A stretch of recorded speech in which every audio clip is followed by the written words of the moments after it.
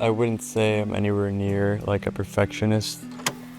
I kind of make stuff really fast and on to the next thing, you know, like when the work is done, I almost like don't care about it. I think that for me, the bigger picture is kind of like progress of, you know, I made this and we went to this and we, you know, experimented, we came up with this, like a whole timeline kind of thing. My name is Anthony. I spend most of my time doing ceramics lately. How'd you spend your time as a kid? And I know I like the army figures a lot, Godzilla figures, the Godzilla movies. Playing with figures or toys or stuff like that, I kind of like that a lot. So it translated into my work now. All my work has been some kind of like animal person. It usually starts with the shape. So I start building until I get maybe like a rough uh, view of what the final shape will be, and then I don't know, about halfway through his forehead area, I begin to start putting in facial features. The shape really dictates what the face looks like, I think. So it's more of like a process of we start with the coils and the structure, and then that kind of inspires what the final piece looks like.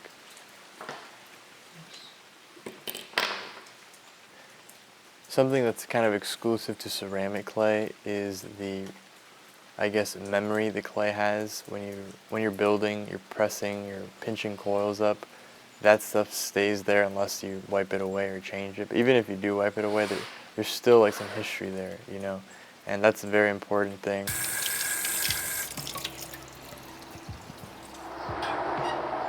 So all of the pieces I made for the installation are low fire, which keeps the clay porous.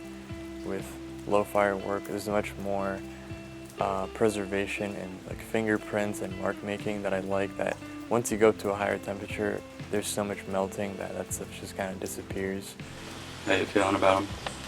They look alright. I think they'll look better once they're out on the trail for a bit. So looking at a piece up close, inspecting it, that's something I really like. So I feel low fire work can really be something I work towards.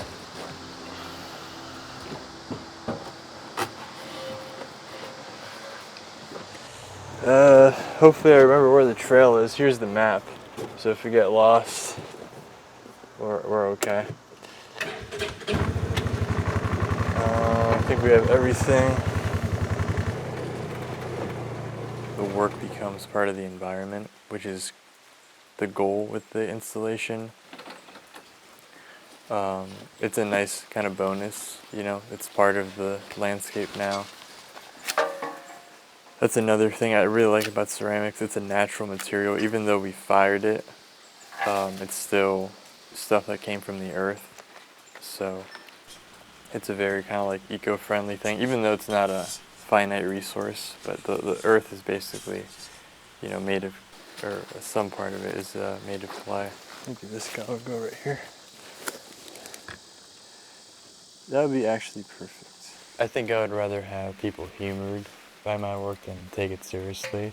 My work doesn't have like any kind of view or like stance that it's taking or anything like that. You know, if someone looks at it and they like it a lot or like they can enjoy the piece, that's pretty nice, you know. The slurry is this concoction of moss, water, and buttermilk.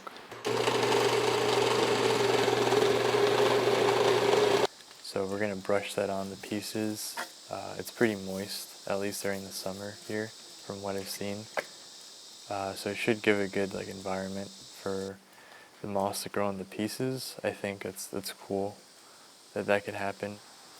You don't get a space as big as the one I installed them in person, especially not as like a permanent installation.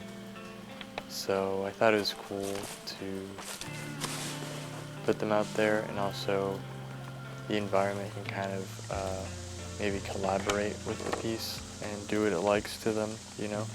They're, I guess, from the earth, so it's pretty, I think there's like a compatible connection there between the pieces and the space that they're placed in.